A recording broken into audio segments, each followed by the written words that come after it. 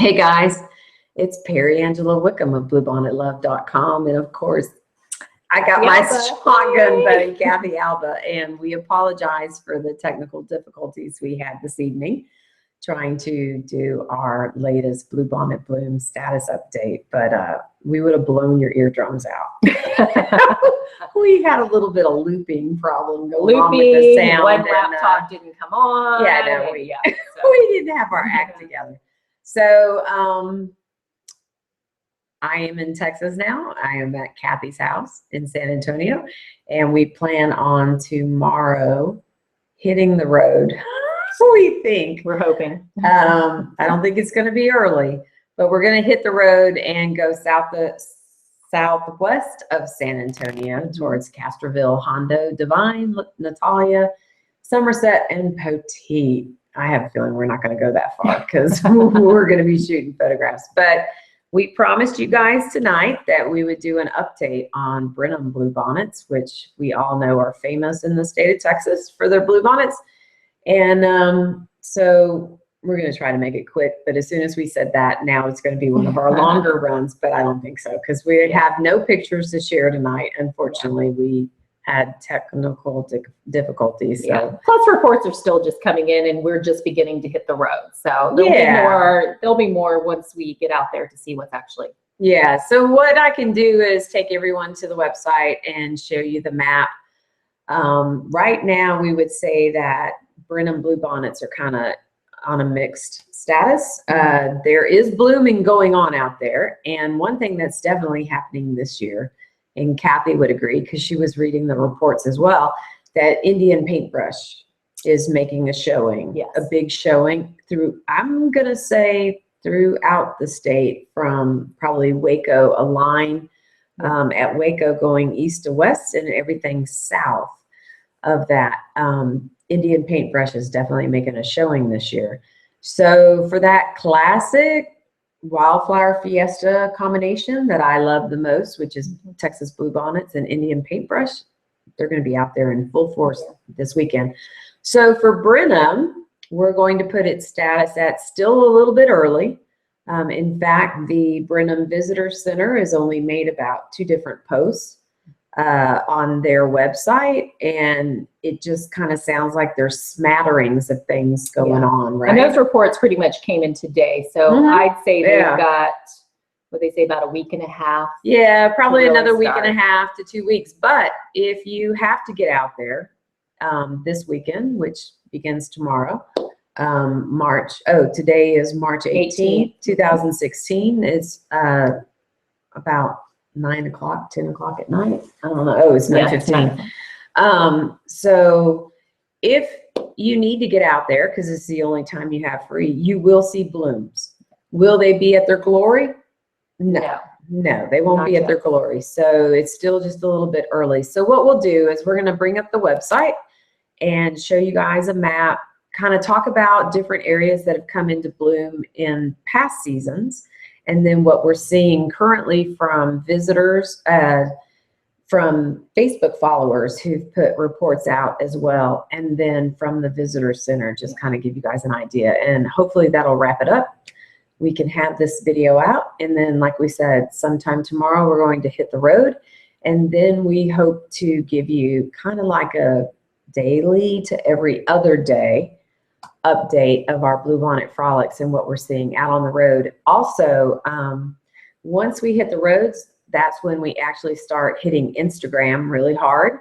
So if you are an Instagrammer, then you definitely want to follow us at Bluebonnet Love on Instagram, and we will be posting what we're seeing at the time and then giving you a link that you will have to copy and paste to get to the website to then see where these locations are and stuff like that. So anything else? So so if you're looking to find where the best fields are, what's out there, watch the Instagram feed, go to the map, and we're going to try to show you step by step what we're seeing as we're on the road. Yeah, it's really hard when we get back to the hotels and stuff late at night to do updates. Page updates and stuff to the website. We'll make sure that What we Instagram out will link to the Facebook page is timeline. And then I think we'll be tweeting out different pictures from what we Instagram, and that too will feed to the Facebook page. So essentially, if you want all the updates, the best place to be is the Facebook page, because you'll get both the Instagram feed and the Twitter feed. Yeah. And then what is able to feed to the website will also feed out to the website, but that takes a little bit more work, and I can't always get to it. So the best thing to do is tune into the Facebook page. I know some of you you hit the Facebook page and you just scroll down a little bit, and then you're asking like, what's Muleshoe doing and what are other different places are doing. You actually have to put the work into it and click on more stories and keep reading down the timeline for all of the updates. Because I think this week alone, I probably did about 50 different posts. That's a lot. Also, another thing is Facebook is now beginning to throttle the feed, which means that I'm putting so many posts out by sharing other people's visitors' posts to the page that Facebook isn't putting the reports out to everybody. So to work around that, everyone needs to start liking, commenting, sharing the posts, and increase your engagement with the page to be sure that you get the posts in your feeds. Otherwise, you're going to start seeing less and less Facebook posts and status updates in your feeds, unless you're interacting and engaging with the page. Isn't there a setting on your page too that they can follow a thread? I think there's a setting if they go to your Facebook page where they put that first, where you would get the updates. I don't know about that. I'll have to go check again. I think there is. Yeah, I think there is, to make yours a priority if you want to get updates. I think so. Well, unless it's changed again, because we know Facebook changes quite frequently. All but I the think time. there's I think it's like in the right-hand corner if they go to your Facebook page. Well, you can tell I don't follow pages, other people's pages very much. So many pages. It's ridiculous. It's like, it's a totally different look for me than what others see, because I'm the administrator of the page. And like I said, I don't follow other pages enough to know all the little tricks. It's just that I know that if you don't engage with the page, it'll stop showing up in your feed. So the more you engage with it, like, comment, share, then you're going to get the posts in your feed. And if there's a certain post that you want updates on, if people add to it, don't click follow or I'm following don't this. type the word follow in the comments. You go or to that put a period and all that stuff. Yeah, because that just confuses everybody with all the comments. Right. You again go to that particular comment that originated that post. Right click it for notifications. Okay. And you don't have to say follow, and you'll start to get updates. Okay. Well, I'm starting to hide those follows and hide when people are tagging their friends, because another thing is some of y'all don't have your privacy settings set, and I'm watching the whole conversation y'all are having. And sometimes I jump in and I'll make a comment, you know, and they're probably wondering, where in the heck did that come from? Yeah. So, but I'm also this season, I'm starting to just hide all that so it doesn't clutter up the comments for a particular post, especially when people are giving valuable information on that thread. Yeah, if you're trying to follow that step by step, it just gets too congested. It's too confusing. Yeah. And it's going to get chaotic. Well, it's already getting chaotic. So the best thing to do is to watch the website as much as possible. That's one way to organize the Facebook feed, but enough. We've talked about it enough. Okay. It's a crazy thing. So what we're going to do right now is share the map on the website. Did I not do that right? No, I didn't do that right. I always get this wrong. That's okay. We got to have one little. There we go. You would think we never do this, and it's like every time it's, how do we do that again? Good luck or something. I don't. One you know what? Just showing everybody for the whole world. Okay, so those of you that have joined the Facebook page who do not know that there is a website attached to the Facebook page called Texas Bluebonnet Sightings. The website's name is Bluebonnet Love. And what we're going to do tonight, since we're talking about Brenham, is I'm going to scroll down to the regional map I have for Brenham Bluebonnet fields. And when you bring up that page, you'll notice there's not very many fields on the map, and they haven't been changed to the color blue. And it does take a little while for the pages to load because they're actually going out to Google and getting information. So this is the Brenham regional map. And what we're going to do is talk about some of the places that we know we have heard about blooming. So one field I want to talk about that I know some of our followers have reported on is what I call the Walmart field, and everybody else also calls it the Walmart field.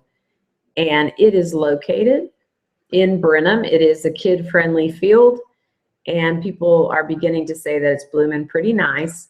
And that is located in a little triangle piece of land that is actually behind the Walmart and behind the La Quinta and next to the Home Depot. So this field can be called by the Home Depot field, the La Quinta field, and the Walmart field. And it is a kid-friendly field, and it is blooming at this time. So that's one in Brenham that you could use to get pictures of bluebonnets in the photos. And then Kathy has some reports that we've been seeing for the more rural areas. And what I'll do is Kathy will kind of talk about where they are, and I'll zoom the map into where we're talking about. Okay, we'll start off with, and these reports just came in today. Along Old Independence Road, there are large open fields between Mockingbird Road and Rocky Hill School Road of bluebonnets and Indian paintbrush. That road runs between Brenham and Independence. Okay, so one road that takes you between Brenham and Independence is FM 50, which is the yellow line here. But next to it, running parallel, will be Old Independence Road. So you can see how you can take it from different routes from Brenham, from this area here, and it runs parallel to 50. And there have been reports of wildflowers blooming along it. But where Kathy just said the most of Indian paintbrushes and bluebonnets are in this area right here. This is Mockingbird Lane or Mockingbird Road? Mockingbird Road. Okay, so that's Mockingbird Road, which is right here at FM 62. And then here is Rocky Hill School Road. So this stretch of Old Independence Road is a good road to take a drive. And you're taking that road typically when you're going to or coming from Old Baylor Park in Independence. And that field has been blooming for about a week or two. So it's starting to become a mature field. And it is located just west of Independence on FM 390. Now, FM 390 is considered one of the wildflower loops around Brenham. And it will start west of 36 and also continue east of 36 to FM 50. And we read that there was a nice mix of blue, let's see, when it's west of 36 in this area over here, between 36 and Burton, that it's a nice mix of Indian paintbrushes and Texas bluebonnets. And then once you get on Highway 290, oh, that's Highway 290, okay.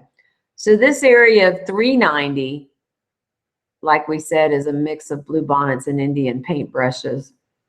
This is typically a scenic road, but because we're not hearing very much blooming reports for it, we still have the scenic road marker at an unknown status. You can look at our map legend and you'll see what the different colors mean. When it's red, we just don't know the status. It could mean that it's blooming, but we haven't had any reports that it's blooming. And then there's, of course, the early or in bloom stage. And then when we know that something is blooming, we change the color to blue.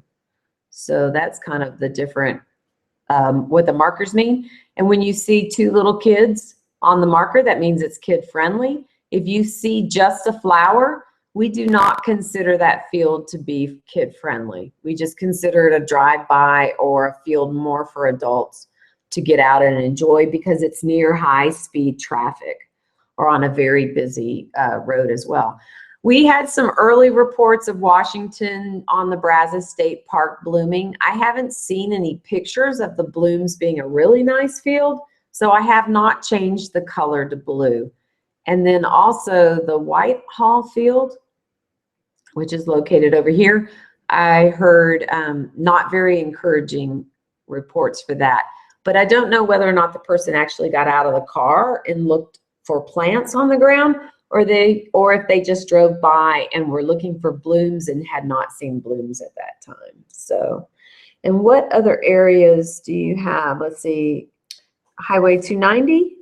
Yeah, that was Highway 290, which is east of 36. Okay. That reports on that road were of bluebonnets. Okay, so bluebonnets are beginning to bloom along Highway 290 between Brenham and the Washington County border. So if you guys are headed between Houston and Austin, or you're making a trip to Brenham, you will see bluebonnets blooming along Highway 290. And this first marker is for the welcome sign as you cross the Brazos River into Washington County. There's a white limestone welcome sign, and a lot of people stop on the side of the road to take pictures in front of that sign. We do not consider it a kid-friendly field. It is right next to the heavy traffic of Highway 290, and it is a very high-speed area. So we wouldn't take the kids there or the pets to take pictures in the bluebonnets. Let's see. There was another one that we've heard about. We haven't heard about this road before, but it's located off of Highway 290 between Chapel Hill and Brenham, and it's Indian Paintbrush Road. And what do you guys think is on that road? Indian Paintbrush. There you go. So there is a field behind Phillips Veterinary Hospital. So it should be in this area right here. That is a nice mix of Indian paintbrush and Texas bluebonnets. We've been told that you cannot park in the parking lot at the veterinarian hospital. I can't say that word tonight. Veterinary hospital, but that supposedly you can park alongside the road or on the other side of the road and cross the road. But y'all just be careful, you know. So we never know from some of the people's descriptions. And like we said, let's see. We're looking at some notes we made. All right, so that's pretty much it, huh? Yeah. Yeah, like we said, the Brenham Visitor Center has only made a couple of postings for the wildflowers. They did get a lot of rain, so they would have been waiting for the week to dry out. I'm trying to think. Oh, one area that we want to mention, and we're unsure whether or not you can actually get close enough to the eagles that are at Lake Somerville State Park, which is just north of Brenham on Highway 36. But there are eagles in this park. We're not sure where. And last season, we did see a picture of the eagles with bluebonnets in the background. Yeah, I know that was a really nice one. Now, we don't know if the public can be close enough to photograph the eagles. So our best suggestion is for you to call Lake Somerville State Park ahead of time and ask them if there's public access near where the eagles are roosting before you make a trip out there, and then just find out. Otherwise, if you can get close enough to take photographs, you can get some nice photographs. And they have some juvenile eagles out there. And I'm pretty sure they're bald eagles because last year I saw a picture of a bald eagle. But when they're juvenile, it's hard to tell if they're golden eagles or bald eagles, but it's still a great place to go out and try. In the past, we have had reports for the Brenham Airport. We're not very sure where exactly that's located in the Brenham area, but that's another place you can try as well. Keep in mind that the Chapel Hill Bluebonnet Festival will be happening the second weekend of April, which is April 9th through 10th. So that's a great festival to go to experience the crafts and the fine art, And then when you're done, you can take a trip around the area for seeing bluebonnets. This FM 1155 is well known for a nice drive to take to see the different wildflowers. We have not gotten any reports of any large fields of bluebonnets, but we have seen some reports for other Texas wildflowers beginning to bloom along that road. In the Brenham area, there are a couple of places where longhorn herds are, not necessarily in the bluebonnets, but there could be bluebonnets in the fields. I don't think when I saw them the first time that I saw them with bluebonnets, but I know one herd is located on FM 390 in this area by 1935. So this is still FM 390 right here. I think they call it La Bahia Trail. And in this area of 97 and this FM 390 right here, which then turns into 94, there should be a herd of longhorn in the pasture right here. And there's some picturesque farm implements that are out closer to the roads with bluebonnets growing around them for more the sort of classic Texas prairie land kind of shots and stuff like that. So I'm trying off the top of my head to think of different scenes that I've seen. Also, Bluff Road is a nice place to go. You connect to it from 390, and then it's this 1935. Sometimes there's really nice wildflowers blooming along that area as well. So, and of course, 105, which gets you between Brenham and then over to Navasota. That's also a well-known scenic road. We do not know how it's blooming though. We have heard reports of Highway 6 between Highway 290 and College Station is blooming very nicely with Texas bluebonnets and Indian paintbrushes. So once again, as we said, it is definitely Indian paintbrushes year again too. So let me just kind of quickly look at the map and scan through my brain. Your best bet when you first get to Brenham is go visit the visitor center, and they have a map that they are handing out. There are some more kid-friendly fields in the Brenham city area, but I forget the names of the streets that they're located on. And then we did see on the visitor center's map that they had driven some of the roads down in here.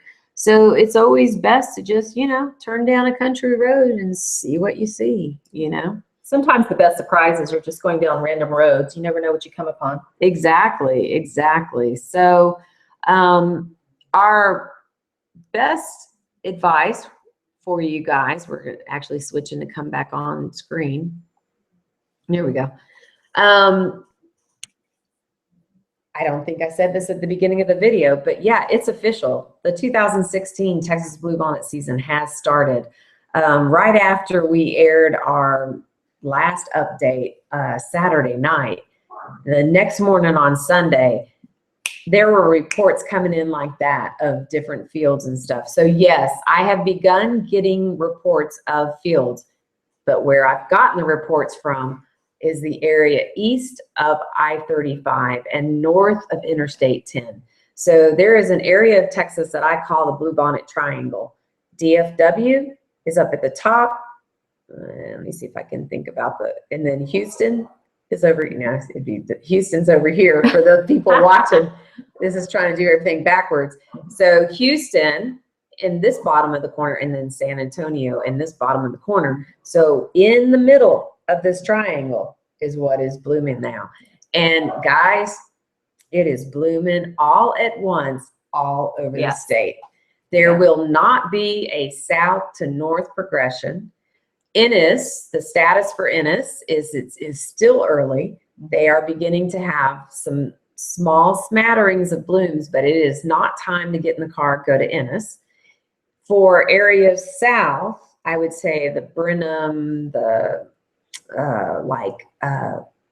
over by Sealy, Schulenburg, and north up towards LaGrange. You guys could probably start washing the kids up, washing down the pets.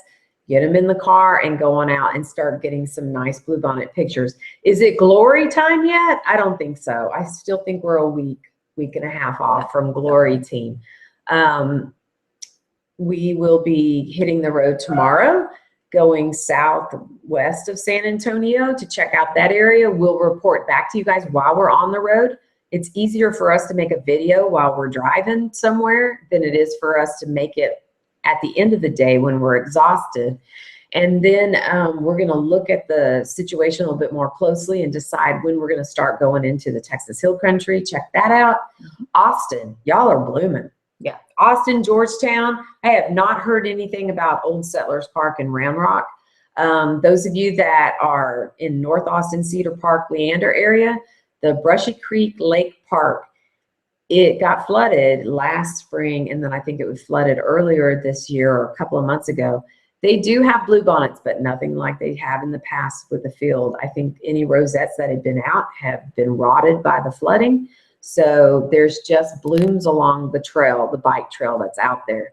But McKinney Falls State Park have seen some really nice photographs come out of that. It's just at the beginning. It's like it's going to peak in another week or so. So you guys have this weekend. You're still a tad early. Some fields are a little bit further ahead, but then you definitely have Easter weekend. I think Easter weekend, the majority of the state will have bluebonnets to get out there and get photographs of, except the Texas Hill Country will be a little bit behind for fields.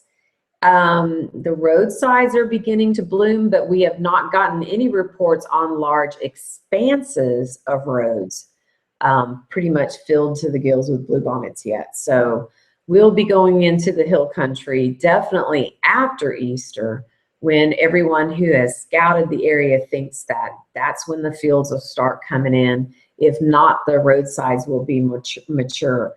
Getting reports in the Dallas-Fort Worth area. Fort Worth is finally getting some bluebonnets. I don't have a particular location, mostly along Interstate 20. Dallas people, I have not heard anything about the JCPenney corporate field in Plano. So I did hear that Spur 408 was beginning to have a few blooms. So you guys are probably still another 2 weeks to go, I would think. And with the cooler weather moving in and additional rain, hopefully that'll put a little bit of slowdown on the bloom, but it will not be significant. Anyone who's making travel arrangements for the end of the month, you are still okay. And if you are making travel arrangements for the first week of April into the more northern parts, you're still okay there too. I would think we would need to watch Brenham and the coastal plains once it gets past the end of the month. And we just have to take a look at the weather and see how much rain has happened. So right now, okay, 2 weeks ago, the big question was whether or not we'd get any rains. Well, we got there's no doubt about that. So now the question is, can we stay ahead of the grasses? Yeah, because in San Antonio, the grasses are already getting ahead of them. Yeah. So so my suggestion to you would be, if you've got the time, get out as soon as you can so that you can get those shots where the bluebonnets aren't so grassy. It also depends on how many bluebonnets you've seen in your life and what your expectation is. Okay, so when you hear Kathy and I talk about bluebonnets, you have to realize that we've seen the best of the best, and that's what we shoot for. So we will be greatly disappointed when we start to see a little bit of grass in there. Where someone who's never seen bluebonnets will be excited about fields that we consider weedy and seedy because you haven't seen what we've seen. And that's perfectly okay. So you kind of have to take the way we talk about bluebonnets and temper it just a little bit. And you will still think that it's absolutely stunning and beautiful, even though we'll be going, well, yeah, it's getting a little grassy. So realize that about us. And I always try to remind ourselves of that as we go through the season, that other people who haven't seen what we've seen would think that it's a spectacular show. So always know the way we talk, you might want to just sort of you know, take it with a grain of salt, because we are looking for perfection because we've seen it. Yes. And so when we don't see it, we kind of, well, that was an okay field, you know, when really it was a gorgeous field. And we have to remind ourselves, like say not 3 to be years so ago. jaded. Oh, Yes. yeah. 3 years ago, I slammed on the brakes for a couple bluebonnets on the side of the road. On the frontage road. Yeah. I was excited. Now I just fly past. I'm looking for acres. Yes, Of bluebonnets, yes. We're so. looking for OMG fields. Yeah. So Perry, yeah. Yeah, she's jaded. I'm jaded. Like I am. Jaded. So yeah, for everyone who's new to Texas Bluebonnets, please take the way we describe fields and add a whole lot of salt to it. Okay. And your And temper favorite it down. phrase when you see a field, if it's a great field, it's is the OMG. OMG. If you hear Perry say it's Oh my God, OMG, it's OMG. It's okay. You better run. Well, now I have different degrees of OMG now. Yeah. Like OMG was a large field, and we're talking 10 acres or more, right? Mm-hmm. So that's OMG. If I put a double or a triple OMG on that, that thing's freaking awesome. I mean, so that means get in your car. yeah. Just get to the field. Excellent point. Yes. Yes. If we Excellent get point. excited, Mhm. jump in your car and go. And look, Muleshoe Bend Recreation Area is a perfect example. Yeah, last year. Of, and the year before. Yeah. Yep. But it's a perfect example of, don't get in the situation of telling yourself, I'll go see that field next year. Yeah. Texas bluebonnet fields are precious. Yeah. When they blow up into, if we have deemed it, if I have deemed it a Texas bluebonnet field of dreams for that year, that means whatever you're doing, stop, take the kids out of school and go see the field. Yeah. Because typically what happens is that field will not bloom like that again for the next few years. Mock Road in Ennis, Texas has not bloomed like it did in 2012. And we were very fortunate. Well, let's say, what was the year that it blew up? 2012. Mock Did Road. I go with you in 2012? No, no. And I told her, get up here. I didn't, because I thought, I'll do it next year. No, No, it blew up. And it doesn't. That's right. Yeah. Because there's okay. How do you call when they blow their seed banks? Right. When So you've got an it's a epic phrase. year. Yes.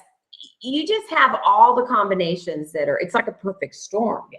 And so there's seeds within the soil, and you call that the seed bank. And sometimes, especially with the drought, you had so many years of lack of rain, and the drought wore down the seed coats of Texas bluebonnets. And so when the moisture comes, and that year Ennis had snow in like February, so their precipitation rates was good. And so you just have the perfect storm come together, and all those seeds blow at once. And I call it blowing the seed bank. And here's the deal. It's kind of like your money. If you're not having money going into your bank account every year and you blow it all at once, you don't have any more money.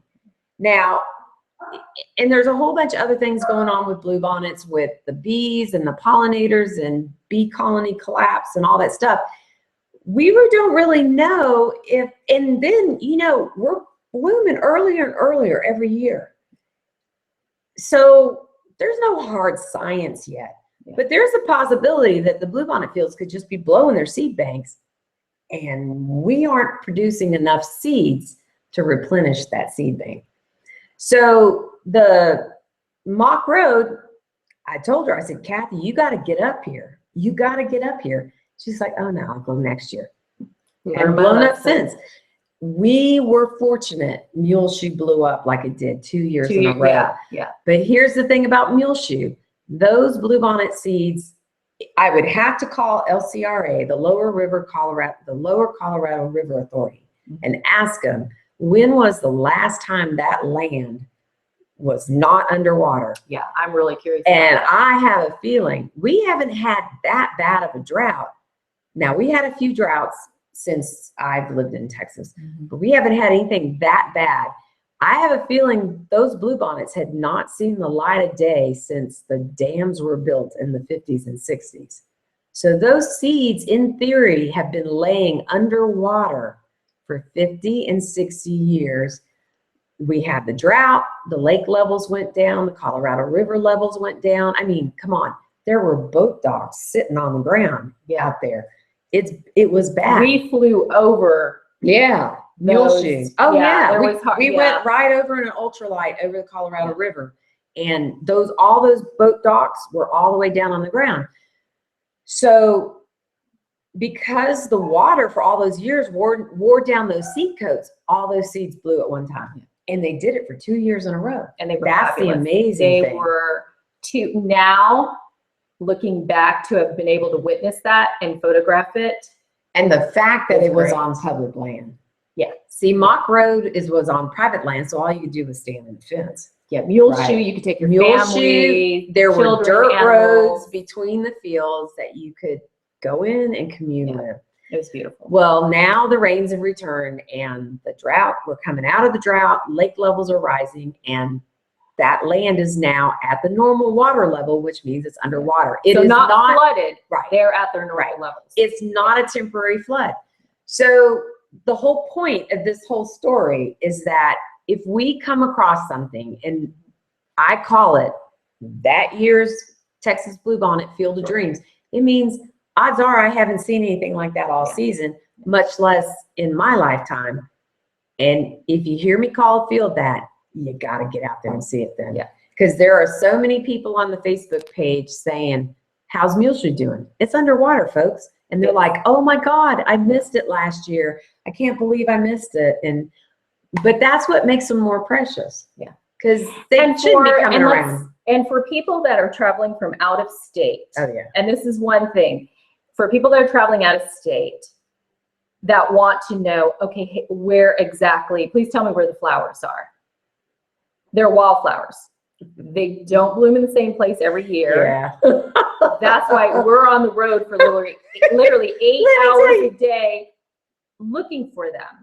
12 hours a day, man. And it's different every year. Oh yeah, we get different every year. All we do is we go down the paths we've gone before, and we go check in on fields. We check in on fields, and then we literally drive down random roads to see if we come upon something, a new surprise. It's called a hunch. Yeah. Honest to God. And literally our eyes are always scoping over the next hillside. If we spot blue, we're going to find that road, or we're going to figure out how to get over. And let me tell you, man, if the name of the road has the word church in it, you always turn down it, because there will always be wildflowers down those roads. I mean, I just have hunches, and I'm like, I just have a feeling. We're actually getting pretty good at this. Oh yeah. Well, if we way back in the drought, when I used to look for them, and they were still rosettes, I used to wear rose-colored lenses, because when I wear contacts, it's easier to see with them. The light doesn't hurt my eyes as much, but it helps you see those rosettes. It polarizes and it filters the colors, so I could see the blue silver in the leaves of the rosettes, and I could look out at a field and go, oh, that's a bluebonnet field that's going to bloom. Okay, teach me that. Yeah. Oh no. Well, you got to come get the sunglasses. But anyhow, so we digress. But the point is we are now hitting the road. We're going to Instagram all of that we're seeing out, along with Twitter. One of us will take the Twitter account. The other one's going to take the Instagram account. We'll feed everything to the Facebook account. Most of it will feed, actually, it'll all feed to the website. So I've got to do a little more website work. We'll still try to do our Bluebonnet Bloom status updates once a week. We obviously have technical difficulties. I can already tell this video we're making now is going to have hangups in it, because we're not even getting a video. Look at it. Freeze a little bit. I'm hoping that there we go. As we said it, we froze. But anyhow, we'll work on it. Might not be pretty. We're going. It's called live TV, y'all, and it's and also scary. we deal with reception if we're out on the road. Yeah, so that's true. We may not. It just depends. Also, this one over here wants to do a lot of periscoping this season. So if you are on Periscope, so are we at Bluebonnet Love. So we will try periscoping from a bluebonnet field. If not, we'll do our videos from a bluebonnet field, because that's much more entertaining than seeing us in the kitchen here. So, and other places. Anything else to say to anybody? No. Guys, just follow us. Officially, 2016 Texas Bluebonnet season has begun. It's on. It's Plenty on. of people already on the road. We're not at peak at all, but there's a lot of pretty flowers to see already right now. Get out this weekend. You'll see stuff. If not, you're scouting. And then Easter, I think everyone can go out for Easter. Maybe DFW might have to look a little bit harder, but I think everybody south of DFW, probably not the Ennis area. So I guess from Waco south, Hillsboro south. Oh, also Meridian State Park west of Waco near, darn it, east of Brownwood and west of Waco. No help with things. I know, she doesn't know that part of Texas. It looks really nice, guys, in the North Hill Country. I am talking from Highway 29 between Llano and Mason on north. I don't know if it's going as far north as Brownwood, but considering Meridian State Park, what I saw in a photo there, it might be ground zero this year. So we're going to be taking a cruise up there in a couple of weeks. But my suggestion to you, and I'm only saying this because I already made our lodging arrangements. If you want to go up into the Mason, Brady, San Saba, Llano area, you better make your lodging arrangements now because there's not many hotels or B&Bs in that area. And just to let you guys know, we are staying at Red Door Bed and Breakfast in Mason, Texas. So we have a feeling that that area is going to blow up really nicely, but we will definitely let you know when we've actually hit the roads in that area. Yeah, so check it out. So if we were you, start making your lodging arrangements in that area, at least a temporary reservation till we get out there and see how things are going. Yeah. So any last things to tell people? Nope. Before the video freezes up on us? Fingers We're going to have a crossed. great season. It feels good. And it's early. Yeah. There's some fields that are, it's early. There's fields that have kind of, they're about midway through, and like I said, guys, it's a race to stay ahead of the grasses. Yeah. Do not dilly-dally getting out this year because it could be a short season if the hot heat comes in. Oh, and if those hot winds start blowing, especially North Dallas and Ennis, the bluebonnets will wither quickly. So if those hot winds start blowing, you got to get out there and get to them fast. So let's pray for a little bit of rain here and there, cooler temperatures, and no hot winds. Sound good? Sounds good. All right. We will see you guys on the road. Thanks for dealing with our technical difficulties. As you can see, we've had them this whole video. Anyhow, we will see you guys. If you see us on the road, be sure and stop and say hi. Night. Good night.